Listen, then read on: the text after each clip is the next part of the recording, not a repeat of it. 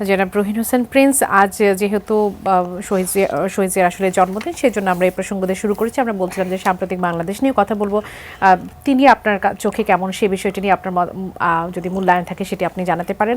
আমরা নির্বাচন নিয়ে কথা বলবো, সংস্কার নিয়ে কথা বলবো, এবং অবশ্যই 15 মাসের রক্তক্ষয়ী যুদ্ধের পর এটাকে কি বলা যায়, 15 মাসের গাজা যে যুদ্ধবিরতি কার্যকর হলো, একেবারে নিঃশেষ হয়ে যাওয়ার দ্বার প্রান্তে ছিল একটা, সেই বিষয়টি নিয়ে আমরা আসলে আলোচনা করার চেষ্টা করব। এখন মূল্যায়নটা আপনার কাছ থেকে শুনবো, সেই সাথে নির্বাচন নিয়ে নানান প্রশ্ন উঠছে। আমরা ঐক্যের কথা বলে আসছিলাম 5 আগস্টের পর থেকে, কিন্তু নির্বাচন প্রশ্ন যখন আসছে, সাথে সাথে সংস্কারের প্রশ্ন যখন আসছে, তখন সেখানে অনৈক্যের সুর দেখতে পাচ্ছি। নানা দিক থেকে নানাভাবে আসলে সেই মন্তব্য আসছে। সেই অনৈক্য কেন? সেখানে যখন বলা হচ্ছে, মির্জা ফখরুল ইসলাম আলমগীর যেমনটি বলেছেন যে সংস্কারও চলবে, নির্বাচনও হবে, যে সরকার আসবে তারা সংস্কারগুলো এগিয়ে নিবে, এবং আমাদের পক্ষ থেকে বলতে পারি আমরা প্রয়োজনীয় সংস্কার এগিয়ে নিয়ে যাব। কিন্তু কেউ কেউ আবার বলছেন যে সংস্কার না করে যদি নির্বাচন করা হয় সেটি তো আত্মঘাতী হয়ে যাবে। আপনার সেই বিষয়ে মন্তব্য জানতে চাইব। ধন্যবাদ আপনাকে, যদু ভাইকে ধন্যবাদ জানাই, যারা শুনছেন শুভেচ্ছা জানাই। আমি আসলেই ধরেন মূল্যায়ন তো একটা বড় ব্যাপার, সেটা এখন আমি এদিকে যেতে চাই না, শুধু এই কথাটুকু মন্তব্য করতে চাই, এটা মনে রাখা দরকার। কারণ সূচনা, এখানে আপনি মুক্তিযুদ্ধের কথা এসে দুদুভাইও বলেছেন, যদি বলেন যে এই সময় আমাদের জাতির জীবনে তো একটা অনন্য ঘটনা মহান মুক্তিযুদ্ধ, এবং মুক্তিযুদ্ধ নিয়েও আমি মূল্যায়নে যাচ্ছি না, এটা তো আমাদের উপরে চাপিয়ে দেওয়া হয়েছিল। নিরস্ত্র বাঙালি শব্দটা প্রচলিত বলেই বললাম, কিন্তু বাঙালি আদিবাসী পুরো জনগোষ্ঠীর উপরে। ঠিক সেই সময়ে আপনি একজন তরুণ মেজর, সেনার মানে মেজর টেজর হয়তো মানুষ বুঝবে না, কিন্তু বুঝবে যে একজন সেনা কর্মকর্তা বা যাই বুঝুক না কেন, সে এসে একটা রিভোল্ট করছে তার কণ্ঠে, বঙ্গবন্ধুর পক্ষেই মুক্তিযুদ্ধের যে ঘোষণা, সেটাই তো আমি শুনেছি। কারণ তখন তো আমরা আরও ছোট, যারা মুক্তিযুদ্ধে গেছে তাদেরকেও বিশেষভাবে উদ্বেলিত করেছে।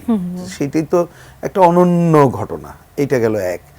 দুই হচ্ছে, তিনি তো খেতাবপ্রাপ্ত, মুক্তিযুদ্ধে একটা সেক্টরের দায়িত্ব পালন করেছেন, সুতরাং সে বিষয়টা একটা অনন্য বিষয় হিসেবে দাঁড়ায়। আরেকটা হচ্ছে, আমি এবার টেনে নিয়ে এসে যদি বলি, এখনকার প্রেক্ষাপটের আলোচনার যদি আসেন, সেটা হচ্ছে দেখেন আমরা সব মিলাই কিন্তু গণতন্ত্রের কথা বলছি, এবং গণতন্ত্র মানে কিন্তু এটা একটা বহুল প্রচলিত শব্দ, যে আসলে বহু মত, বহু পথ, বহু দল, সাধারণভাবে এইটার সমন্বিত জায়গাটাই তো গণতন্ত্রের বিউটি। তা সেই জায়গাটাই তো 75-এর 15ই আগস্টের একটা হৃদয় বিদারক ঘটনা, একটা কুদেতা, তারপরে এসে দাঁড়ালো তার আগের ঘটনা যদি বলি যে বাকশাল। হ্যাঁ, বাকশালের কর্মসূচি নিয়ে কোশ্চেন আছে, তার কতগুলো পজিটিভ দিক আছে, সেটা অন্য আলোচনা, কিন্তু একদল তো কেউ গ্রহণ করে নাই।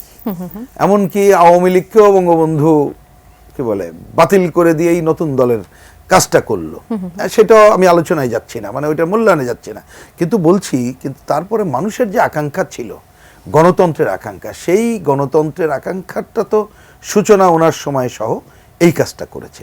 তো সেই বিবেচনা থেকে এখনকার প্রেক্ষাপটে যদি বলি, আপনি তো তাহলে দেখেন এই যে কত আপনি যে বছরগুলোর কথা বললেন, এই বছরগুলোতে আমি নিকট অতীতের কথাই বলছি, যে সংকটটা দাঁড়ালো, সেটা কিসের প্রধান সংকটটা দাঁড়ালো? তো গণতন্ত্রের সংকট।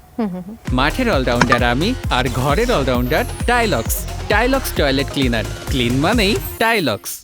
আপনি ধরেন আমরা আমাদের বামপন্থীদের বিবেচনায় হয়তো বলি যে ইকোনমিক সংকট ছাড়া কোনো সংকট উত্তরণ করা যাবে না, অর্থনীতির দুর্বৃত্তায়ন রেখে রাজনীতির দুর্বৃত্তায়ন রোধ করা যাবে না, সেটা অন্য আলোচনা, তাত্ত্বিক আলোচনার মধ্যে যেতে পারেন বা তার বাস্তব ভিত্তি আছে। কিন্তু মানুষের কাছে প্রতিভাত কি, যে ভাই ক্ষমতায় থাকতে গেলে সংবিধানে আছে প্রত্যক্ষ ভোটে নির্বাচিত প্রতিনিধিদের থাকতে হবে, আমি ভোট দিয়ে নির্বাচিত করব, যদি ভুলও করি আগামী ভোটে দেখে নেব, তাতে করে ভয়ে থাকবে এবং এই জায়গাবে, সেইটাকে যখন ধ্বংস হয়ে গেল, তার মানে গণতন্ত্রের লেশ মাত্র থাকলো না। আর যারা ক্ষমতায় ছিল তারা তথাকথিত উন্নয়নকে সামনে এনে যে ক্ষমতাকে আরও দীর্ঘায়িত করতে হবে যদি ওই ধারা রক্ষা করা যায়, এবং সেইটা করতে যে তাকে ব্যক্তিতন্ত্র, গোষ্ঠীতন্ত্র, পরিবারতন্ত্র কায়েম করতে হইলো, কর্তৃত্ববাদ কায়েম করতে হইলো, স্বৈরাচারী হতে হলো, এমনকি ফ্যাসিস্টিক শাসনে চলে যেতে হলো, সর্বশেষ ক্ষমতায় থাকার চেষ্টা করার জন্যে গণহত্যার মতো কাজ করার জায়গায় যেতে হলো। তাহলে এইরকমটা ভয় অবস্থা। তো ঠিক আছে, তাহলে সেইটার পরে মানুষের আকাঙ্ক্ষাটা কি? মানুষের আকাঙ্ক্ষা তো একটা ভোট দিতে পারে নাই, সেই আকাঙ্ক্ষা গণতন্ত্রের আকাঙ্ক্ষা। তা আজকে যে কথা আপনি বললেন, আমি একটু আগেও দেখলাম যে অনেক সময় অনেক উপদেষ্টারা নানা কথা বলেছেন, কিন্তু এখন দেখি একজন প্রেস সচিব, আমরা এতদিন জেনে এসেছি প্রেস সচিব তো তিনি গভর্নমেন্টের যে বক্তব্য সেটাই হয়তো তুলে ধরেন, অন্য ব্যাখ্যা বিবৃতি তো দরকার নেই। তিনি অ্যাগ্রেসিভলি যে যদি বেশি চান তাহলে পরে, কম চাইলে আগে, তো আমি তো এটাই বুঝি না। সংস্কারের কম বেশি বলে কোনো কথা নেই, সংস্কার সংস্কার। আজকে যেটা সংস্কার করব, পরশুদিন সেটার আরো একটু উন্নত ফর্মে যাব, মানে এটাও সংস্কার হবে। তা আমি করব কি? এটা সংস্কার তো শেষ বলে কোনো জিনিস নাই সংস্কারের, সংস্কার তো একটু চলতেই থাকবে।